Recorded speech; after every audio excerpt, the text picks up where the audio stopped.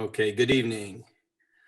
Will a meeting of the Planning and Zoning Commission for Wednesday, March 16th, 2022, please come to order.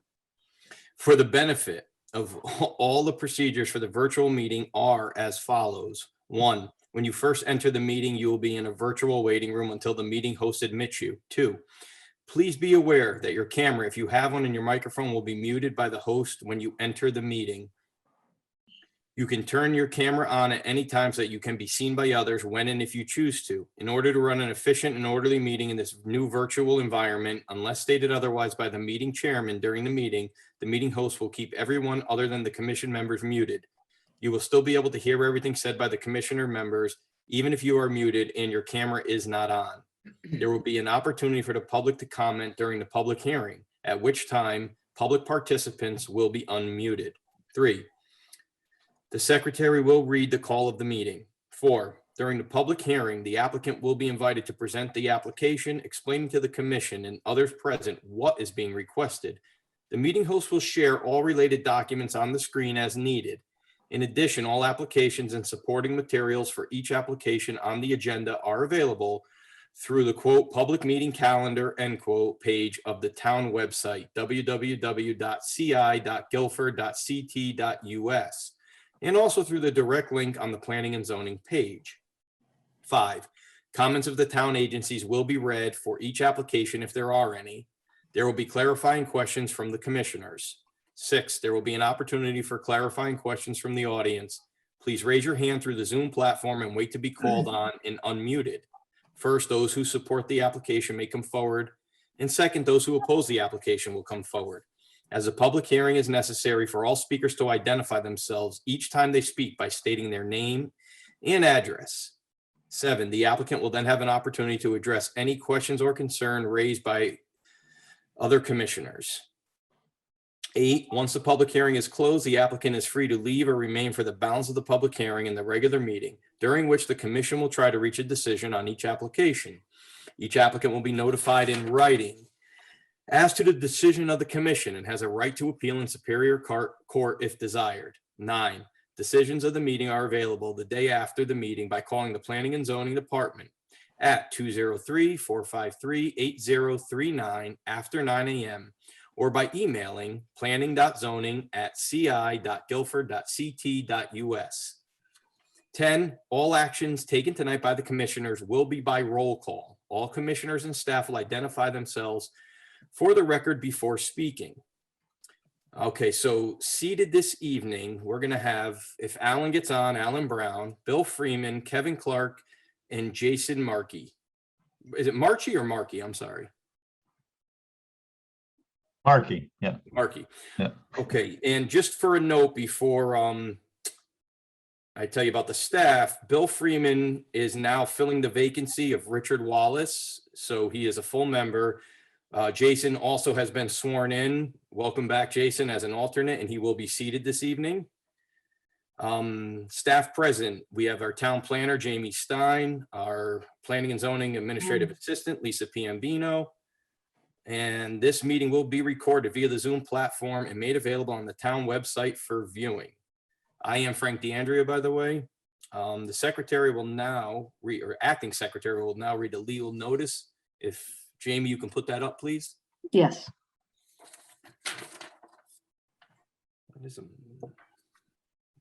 You are. Can you see that? Yep. Legal notice, Guilford Planning and Zoning Commission. Notice is hereby given that the Guilford Planning and Zoning Commission will hold a public hearing on March 16th, 2022. Due to COVID-19 pandemic, this meeting will be conducted through web and phone meeting only.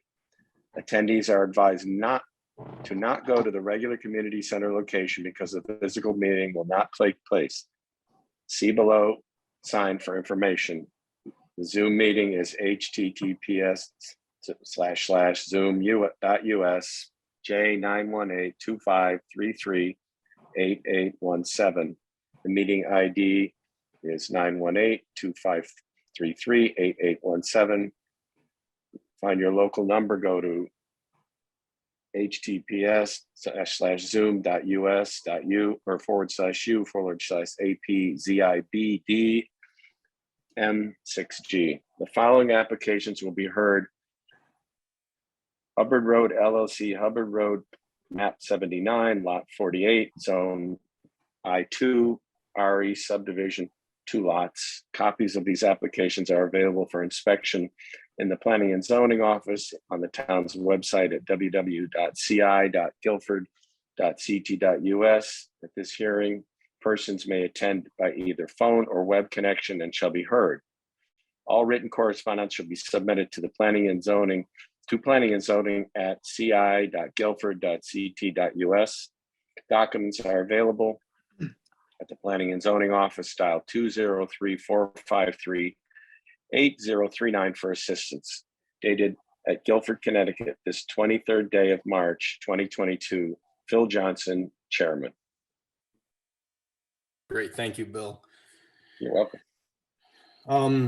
Jamie, so let me ask a question. So on the original draft agenda, we had that looking to motion to the April 6th. Is that still something we're going to try to do? You're muted, by the way. Thank you, thank you. Yes, I would like the commission to consider delaying the opening of the Hubbard Road application to the April 6th meeting.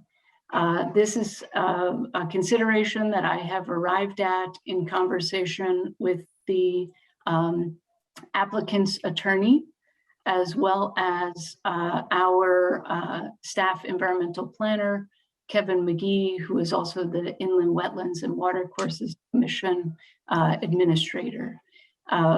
They heard, the Inland Wetlands Commission heard the Hubbard Road development proposal at their last meeting, which was March 9th.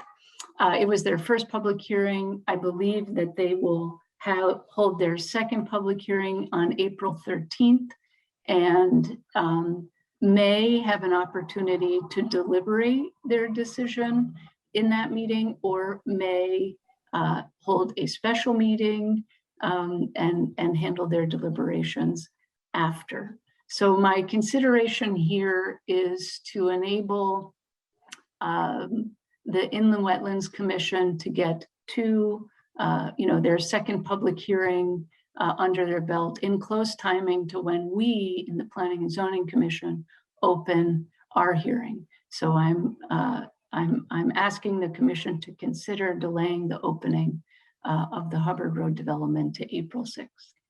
Okay, thanks, Jamie. So you contacted their attorney and the applicant is okay with this? Yes, yes. And Okay. additionally, there were some revisions to the materials. The original application was shared with the Planning and Zoning Department back in December. There were some revisions that were made, which we could have scrambled and gotten them onto the Planning and Zoning website for y'all to view and for the public to view this last Friday, but I didn't want to rush that one. I felt as though for both the reasoning of granting Inland Wetlands Commission a bit of time to get out in front of our review and conduct their review, but also making sure that you get all the updated materials with sufficient time to review them. Okay, thank you. Does any commissioners have a issue with that at this point? One question. I'm sure you thought about this, Jamie, but I'll ask it anyway. Why not wait until the 20th for Yeah, our agenda? I mean, I think that Inland Wetlands Commission can choose to deliberate on the 13th. If they should choose so, they can also choose to hold a special meeting. We have delayed the review of this application since December. So I would, again, I am requesting that the commission consider Okay. a slight delay, but not another whole month of a delay. So we can have something in front of us on the 6th to open up with, even though it's still an ongoing public hearing with the Wetlands Commission. Yes. Okay, I didn't think that would be the case, but okay. Yeah. Gotcha. Mhm. Any other questions? Would somebody like to make a motion to table to the April 6th, 2022 I'll meeting? make that, yeah, on Jamie Stein's recommendation that we, I'd like to make a motion that we table the Hubbard Road application until April 6th. Second, Okay, any discussion? Pretty straightforward. All right, so I'll call the vote. Bill Freeman, Yes. Kevin Clark, yes. Jason Markey, Yes, and did Alan get on? No, he's not going to get on. Okay, and He can't launch Zoom. Lisa, I'm sorry, this may be unconventional. Is it possible for one of us to call Alan and get him on the phone without being through Zoom? Absolutely. Absolutely. How do we feel about that? no, hold on one second. Let me just vote yes, so we can, Okay. so this is going to be tabled. So it carried 4 majority. All right. Thank you, Frank. You're welcome. Isn't there a phone number you can call into the Zoom too? It's just- We tried to get, I tried to get them to look that up, only I think either it was too complicated or I'm not really sure what was going on, but they couldn't do it. I tried everything. It just wasn't working for them. When they went to go launch Zoom, a blank screen kept coming up, so it just wasn't working for them. But I'm sure, I mean, I have their home phone number. I'm sure we can get Alan on the phone and somebody can just, I don't know how he's gonna hear it unless he puts it on speakerphone. Yeah, I think that may also not work. Okay, He won't be on the recording, which could be a problem. that's right. Yeah, I don't think that's going to be appropriate. Thank you for walking us through that. I apologize that Alan cannot join, but if it's okay with you, Mr. Chair, Vice Chair, I think we should proceed. Okay. Yes, definitely. Now we have so this wasn't on the legal notice, but I see the Ron DeGennaro development. What happened with that? Mr. Chair, We're going to hear them. yes, this is a continuation of the public hearing. Okay, That was so a continuation. gotcha. Okay, so can I have a motion to reopen to recontinue the Ron DeGennaro development construction? Don't move. So moved. second, Bill Freeman, Yes. Kevin Clark, Yes. Jason Markey. yes. I will vote yes. So who's presenting and the floor is yours? Mr. Chair, for the record, my name is Kevin Kersaden. My office is at 3 Lafayette Street. I'm representing the applicant, Ron DeGennaro. We had started the public hearing, and in between the last time we met and now we had been referred to the Design Review Committee. We had 2 meetings with the Design Review Committee. There was some changes or revisions to the plans, mostly landscape and some exterior design changes that were requested and were done. We received approval from the Design Review Committee last Wednesday, and that was a requirement in order to come back in front of this board for the board to ask any further questions. We had done a full presentation. With me tonight is our engineer, Ryan McAvoy from SLR. The applicant is also on the call, I believe. And we had also, in the meantime, presented some information to the town engineer and to the board regarding, it's in the form of a traffic letter. Under your regulations, we're not required to submit a traffic report, but I guess the main point or the critical point of the letter is that in the previous presentation we made is that we meet the sightline requirements of your regulations, we meet the other parts of your regulations, And we've also, even though not required, provided a traffic letter to further explain in more detail some of the questions that came up the first time we were here for the public hearing about a month or so ago. There really haven't been any other changes. Just to refresh the board's memory, we did receive inland wetlands approval as well. And so essentially our application and presentation is complete, and we're here to answer any remaining questions the commission may have. And I don't know if Ryan, if I missed anything, Ryan, that you wanted to add. Yeah, if I could, for the record, my name is Ryan McAvoy. I'm a licensed professional engineer with SLR Consulting. And one item that I think was discussed at the last meeting to some degree was about the potential for future connection to properties to the south. We do show on the revised plans that you have an easement in favor of the Funicello Family Trust, which does own property further to the south. Should they ever proceed or pursue development options with their remaining property, they would have the opportunity to connect into this development and roadway network, and that, I believe, meets the intent of your regulation regarding connectivity of properties in this zone. There are other properties that are further to the south that this site does not abut. So it would have to be done in a piecemeal manner where further extensions or expansions or site development plans would come before you. But we have provided for the abutting property owner to have that opportunity. And just with respect to the traffic letter, just to expand on what Kevin had mentioned, we did, as part of our review, analyze prevailing speeds on State Street at the location of our proposed driveway. Again, it's not something that's required by your regulations, but after hearing some of the concerns from neighbors and commission members, we found that the 85th percentile speed on State Street, or the speed at which 85% of the cars statistically go slower than, is approximately 39 miles an hour in both north and south directions, which calculates a stopping sight distance of less than 300 feet per DOT roadway highway design manual standards. So the 300 feet regulation that you have for sightlines is adequate and safe for roadway speeds up to 39 miles an hour, which the 85th percentile does not exceed on State Street. So we believe our intersection driveway is safe. It's in accordance with the regulations, and we're less than half the density required for which would trigger the need for a traffic study. But we did provide some estimates for peak hour traffic generation from this development. So with that, if there's any other questions, I'd be happy to answer them.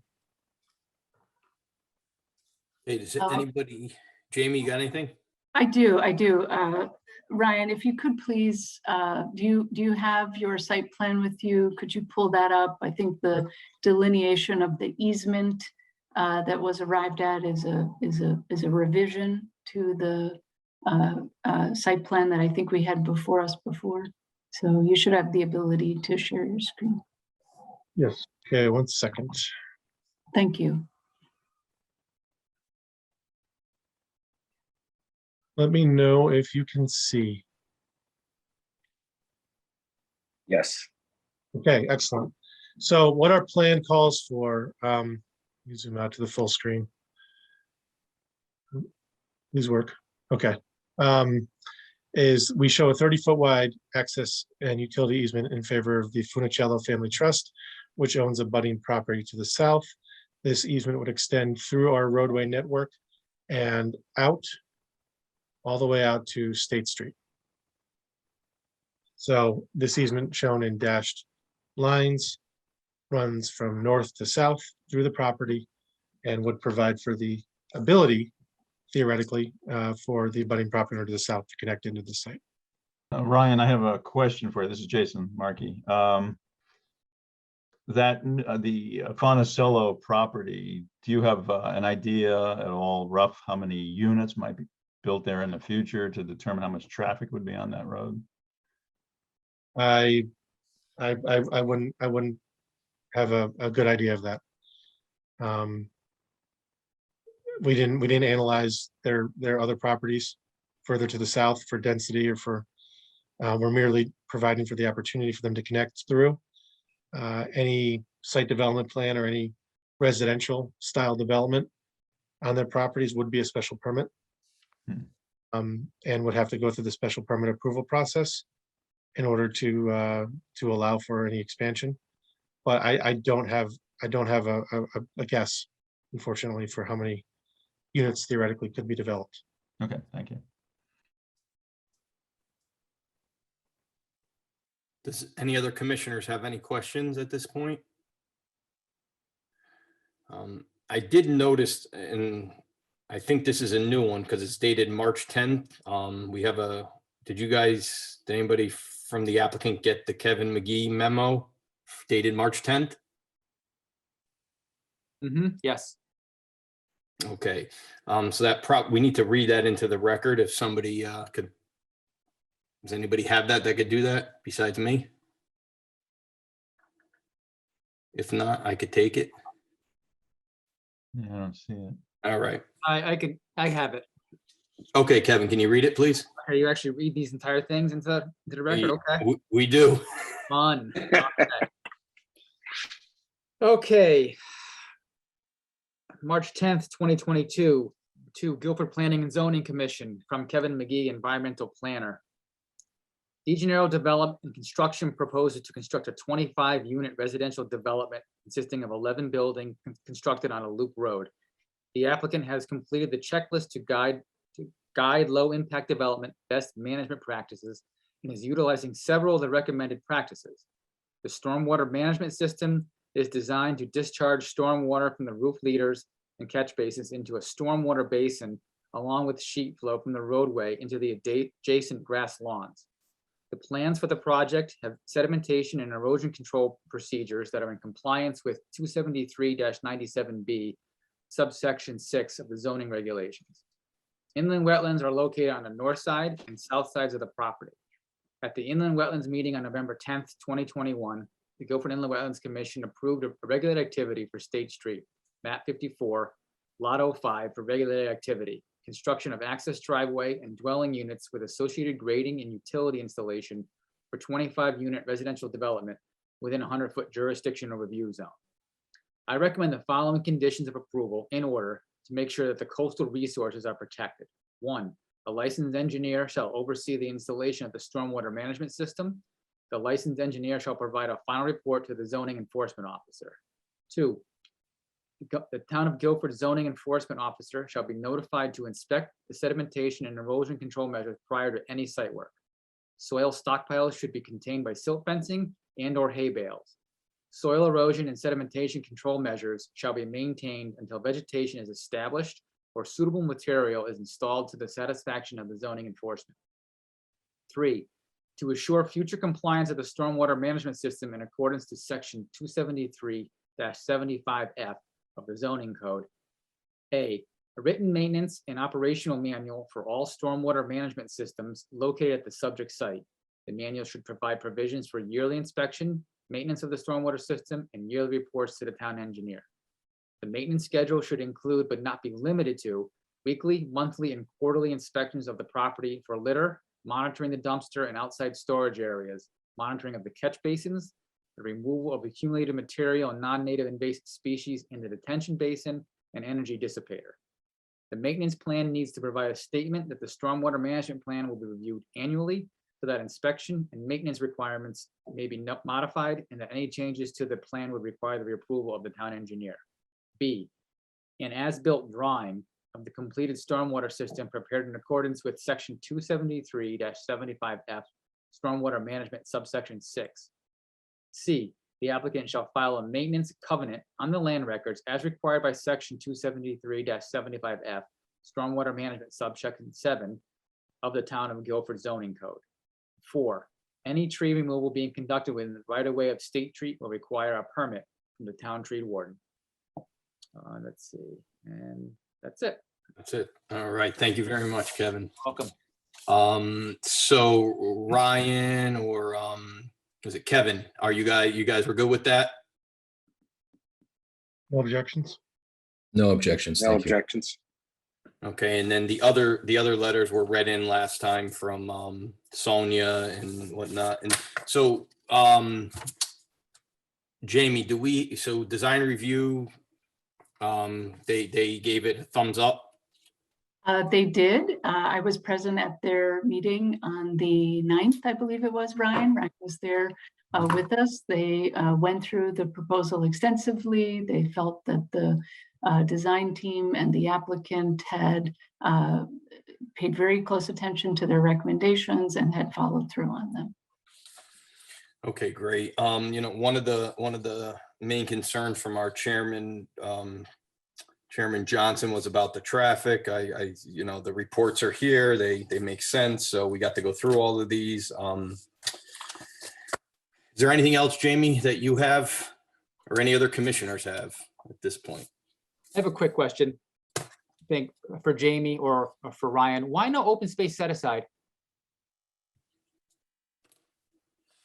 Well, I would say it's not required in your regulations for Yep, the open this for is- the zone. This is not a subdivision.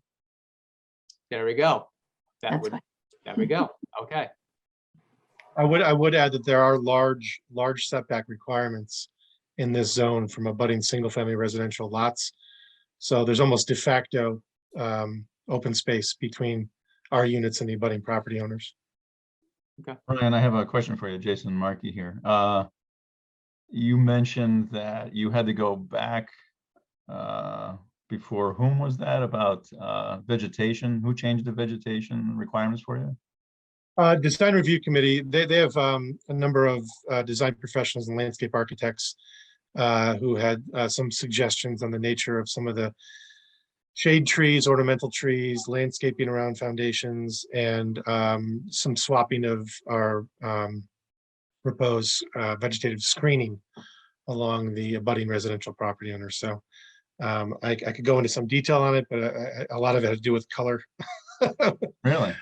Coloring and there was some suggestions to substitute white pines for cedars along the buffer area. Perfect. That was my biggest concern because I had studied plant biology in college, and white pines are very weak. They grow very tall, spindly. They snap easily. Where green giant arborvitae, the spruces and the fir trees will grow slower and last a lot longer and be a much better screen. So I'm glad that was addressed. Thanks, Jason. Any other questions from commissioners? Okay, is there any questions from the public? Remember, if you don't have your camera on, raise your hand because we can't see you.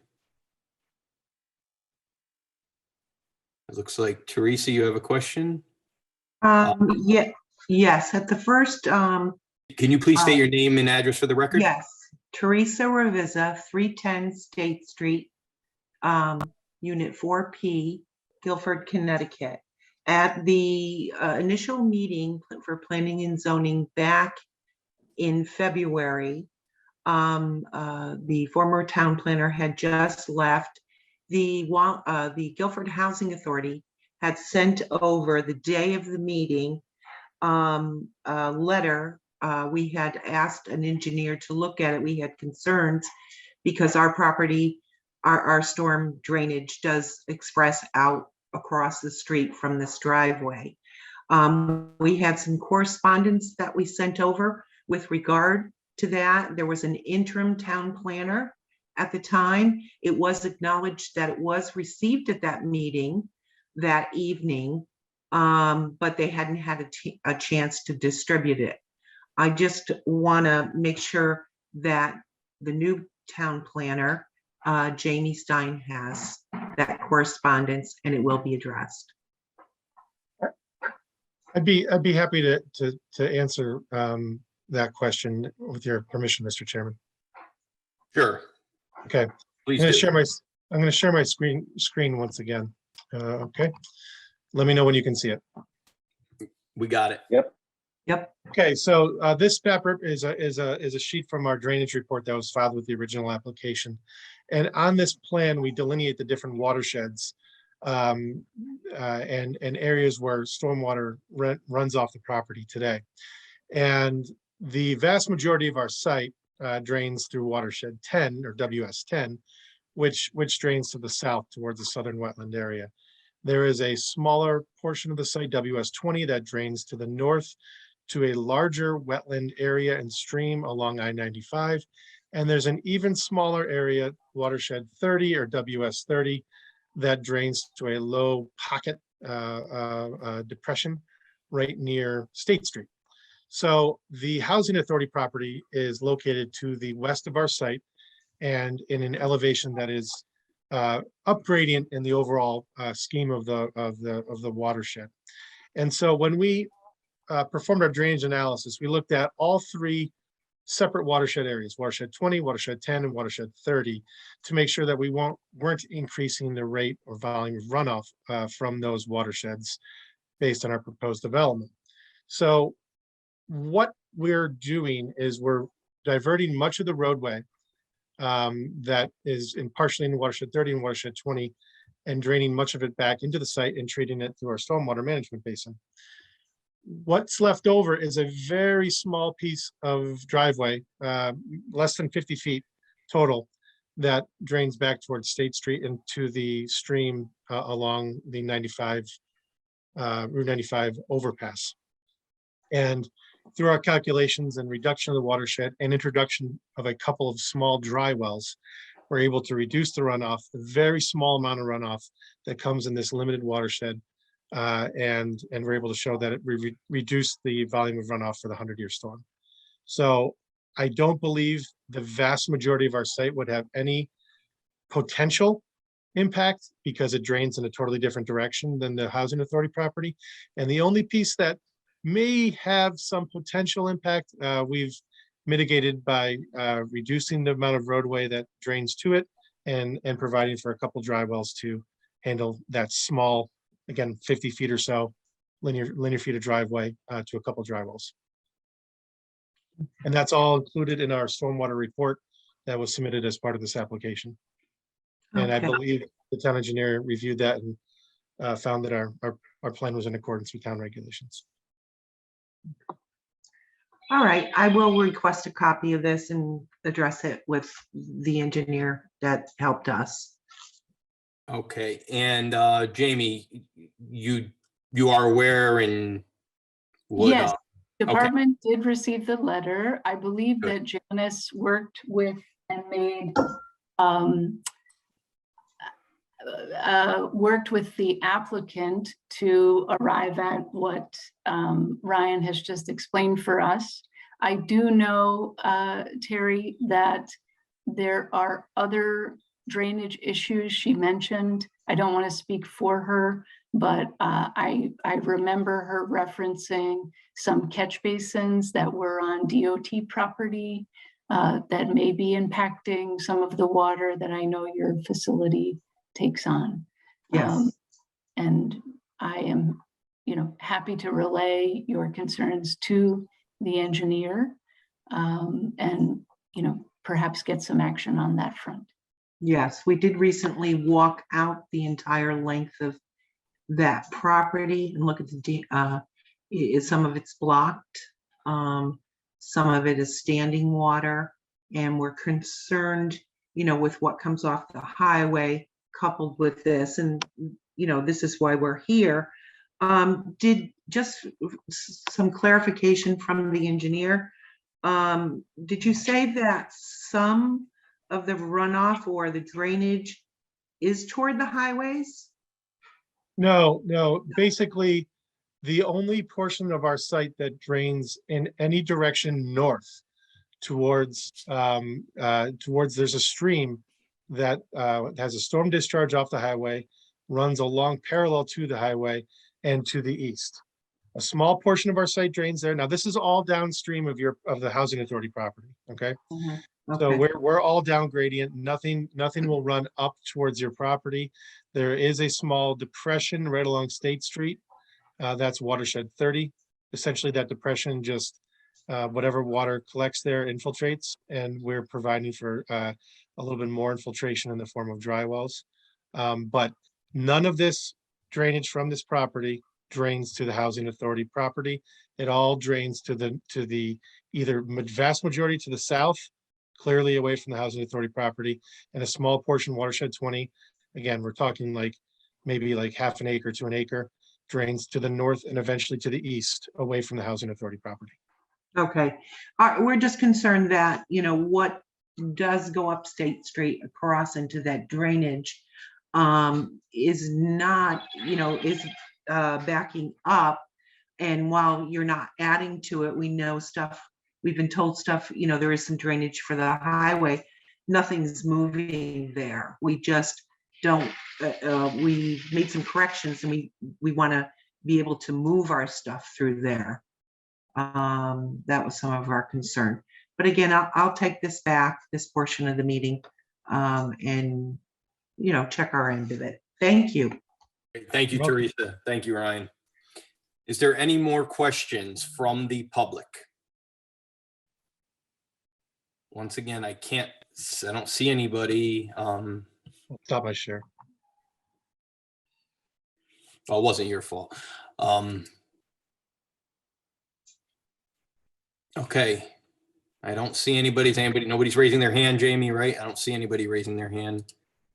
So with that, I will ask if anybody from the public would like to speak in favor of this application.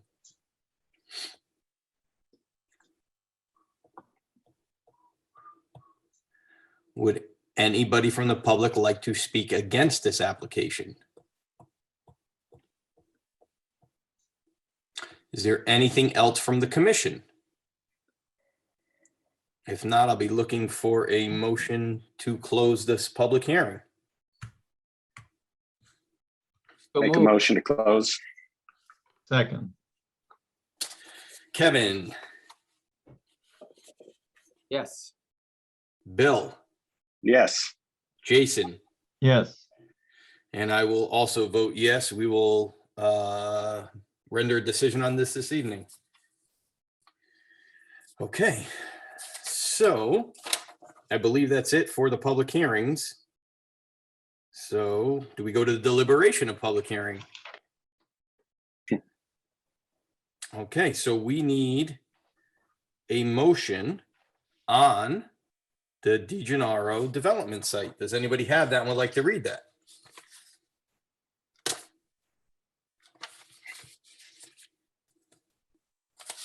Anybody? I have it, but I still have cotton mouth from the last letter I had to read. That was not a bad one. Just wait. Oh, my God. You Oh, wait, really? Kevin. Oh, boy. We got some 3-pagers in there. Oh, is that right? Oh, boy. Oh, my I got God. 3 pages. Holy Yeah. smokes. That was a lightweight. Well, then maybe I should take this short one while I have the opportunity to take short ones. Right. I Okay, would be happy to read it if it was put Go up, ahead. but I don't have it. okay. It would have to be put up by Jamie. So I think you should read it, Kevin. All right. There's nothing.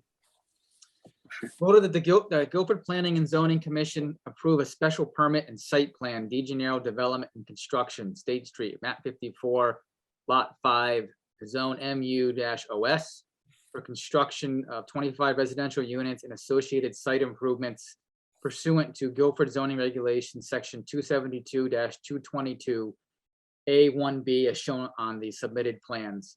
Just for clarification, MUOS is mixed use what? Open space. Mixed use opens, okay. I'm sorry. Is that right? Yeah, mixed use open space. Okay, even though there's no open space. Right. Okay. The approved plans are State Street Residential Development, State Street, Guilford, Connecticut, regulatory submission dated revised March 7th, 2022. State Street Common, State Street, Guilford, Connecticut. Craig A. Laliberte, architect, building architectural drawings dated revised for town submission December 14th, 2021, and a traffic summary dated March 11th, 2022. This application is approved with the following conditions. 1, that the access easement for possible future road development be recorded on the Guilford land records with the Guilford Town Clerk's Office as shown on site plan, layout, and landscaping plan.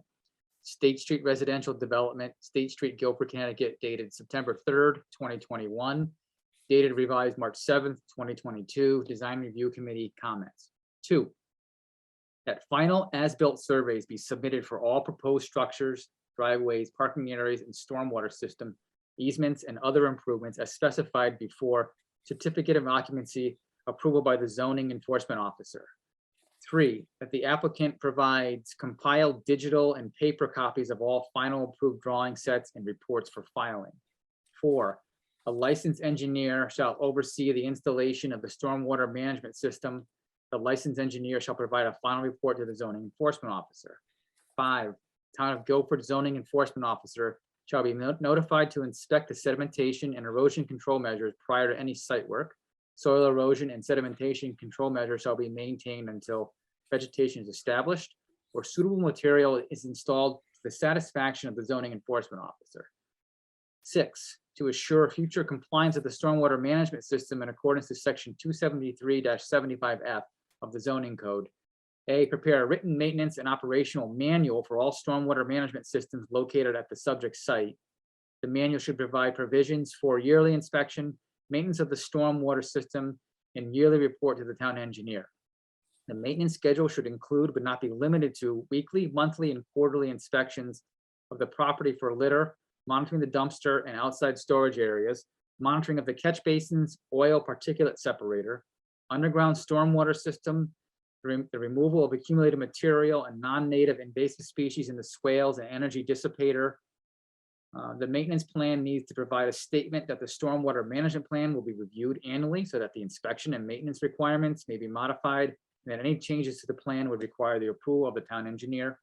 B, an as-built drawing of the completed stormwater system be prepared in accordance with section 273-75F, stormwater management, subsection 6 of the Town of Guilford zoning code.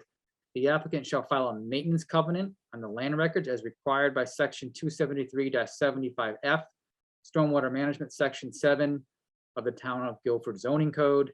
7, any tree removal being conducted within the right of way of State Street receive proper permits from the town's tree warden.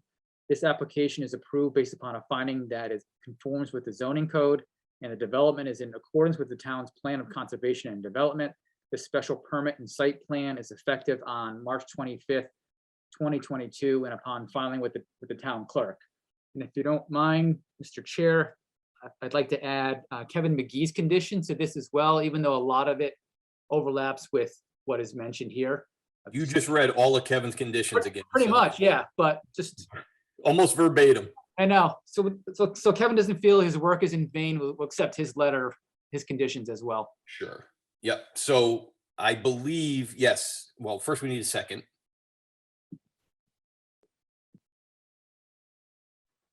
Second. You're right, it is practically word for word. Yeah. So we started putting all the conditions from Kevin and from Janice and from Sonia all in the motion. So Good. yeah, I checked. That was all 4 that were covered by Kevin, but okay, so we got a pretty extensive motion. We have a second. Do we have any discussion from the commission members at this time?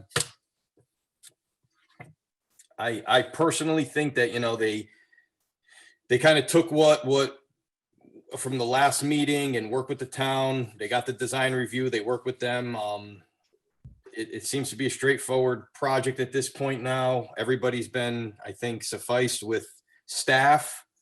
Not a lot of input from the community or the neighbors. We did hear Teresa. I think that's addressed. So anybody else have anything? Just so you know, Mr. Vice Chairman, I went over all I know it's my first time back on the commission now, but I went, thanks to Jamie's input and connecting me to everything, I went over all the Zoom meetings and the minutes of all the prior meetings related to this. So it looks good on everything that's been done. That's great, because we need your vote on this for the quorum. So I'm glad you were able to see the video and get the. Yeah, and I just wanted that to be on the record that I went over, spent a couple of days looking at all of that stuff. Great. Definitely appreciate it, Jason. Okay, anything else from the commission on discussion? Hearing none, I will call the votes. So we have Bill, Yes. Jason, Yes. Kevin, I'll abstain. and I will vote yes.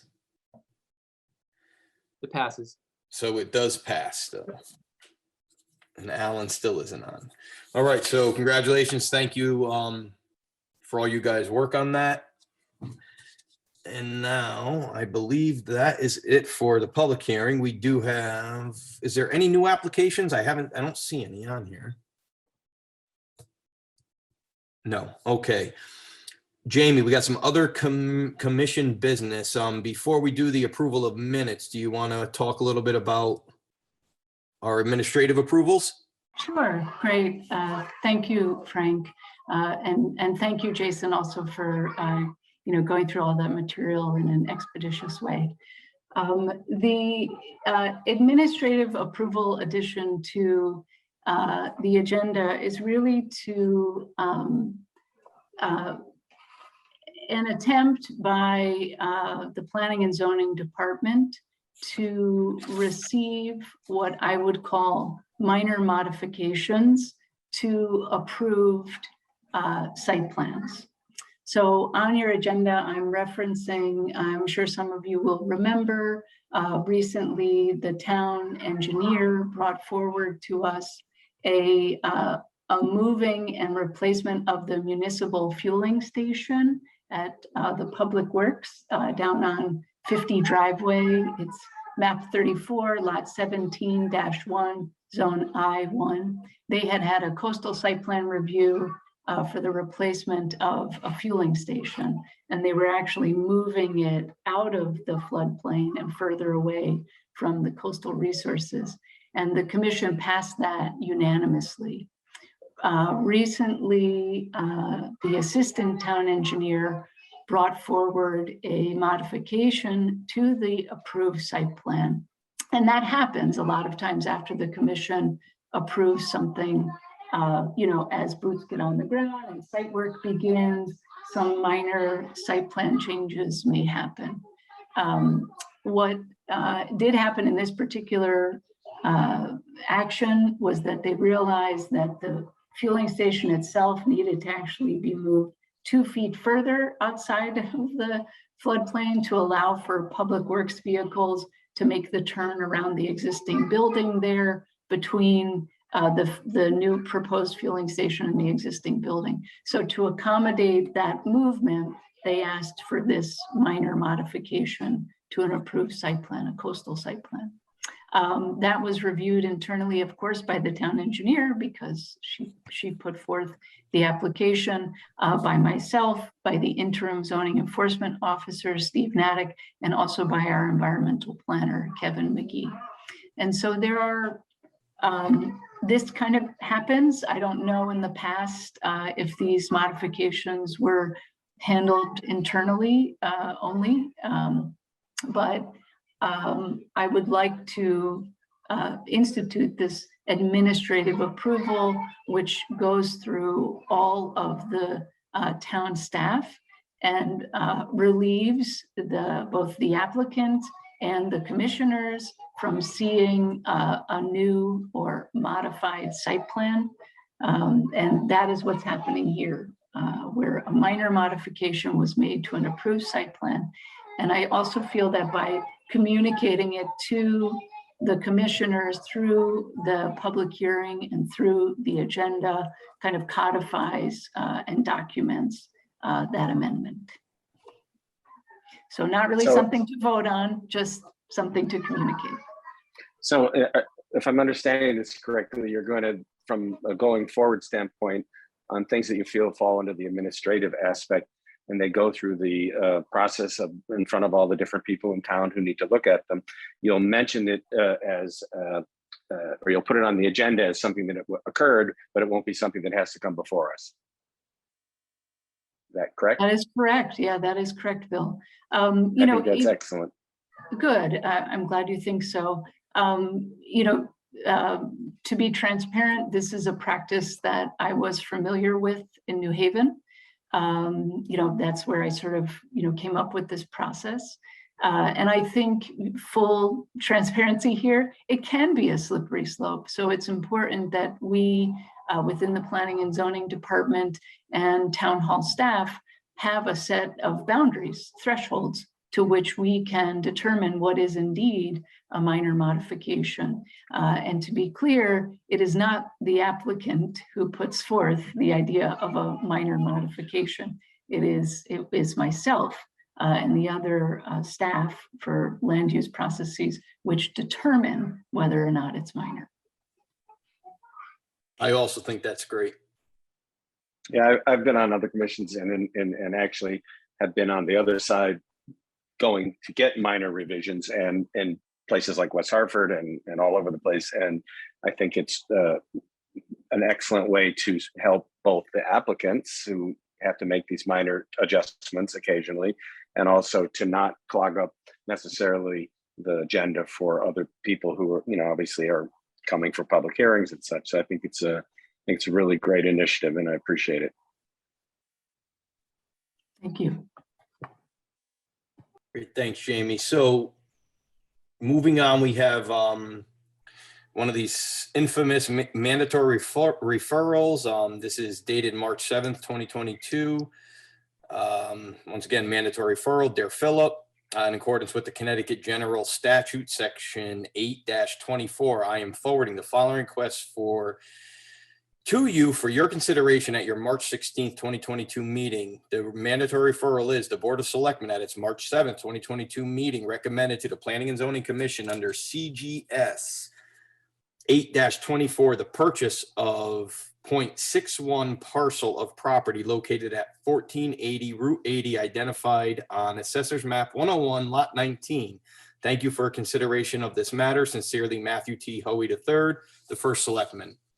So thank you, First Selectman Hoey III. We accept your mandatory referral. I don't believe we vote on that, right? We just say thank you. So then we're going to go to the approval of the minutes from the March 2nd, 2022 meeting. I personally got to read them. Substantially correct from what I saw.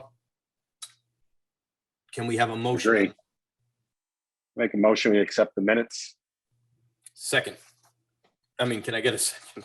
Second. Okay, we have Bill, Yes. Kevin, Yes. Jason. I did read them, so I can approve, right? Sure. Jamie? Yeah, okay, yes.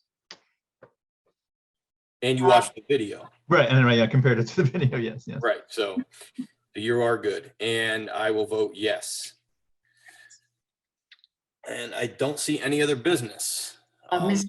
Chair, yes, if I could just add to the record, thank you to Lisa and her diligence on this issue.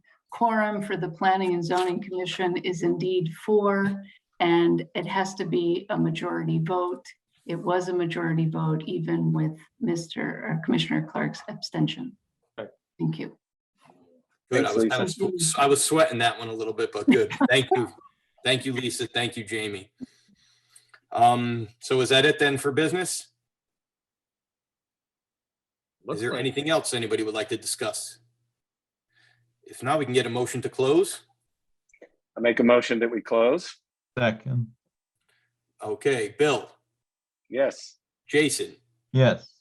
Kevin, Yes. and I will vote yes. Once again, thank you all for your time tonight, and we'll see you guys soon. Have a great night. All right. Thank Take you. care. Thank you so Bye-bye. much. Take care. Take care.